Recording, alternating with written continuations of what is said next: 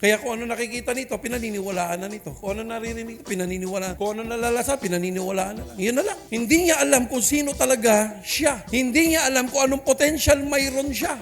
Anong potential niya? Kapag nakakonekta siya sa source, I can do all things through Christ who strengthens me. Kapag ito, hindi mo ko kinonect, Pastor Pao, patayin mo nga. Boom! Ang ganda ng Hanabishi. May pakinabang ba siya? Wala! Pero kapag ka nakakonekta, kaya, ay, buhay, woo! Amen? Kaya makikita nyo mga sarili nyo, tanungin nyo sarili nyo, ikaw ba nakakonekta? Kung hindi, wala ka talagang kwenta. Amen? You're dead. Amen? You're dead. Di ba ang patay, walang kwenta? Yun ang tingin ng Diyos. Sino rito gustong may kwenta? Kumonekta ka.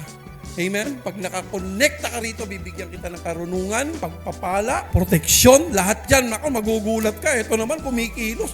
Hindi ko maintindihan anong nangyayari. Suiksik, liglig, umaapaw. Dati hindi ko nagagawa ito, pero nagagawa ko na. Bakit? Nakakonekta ka.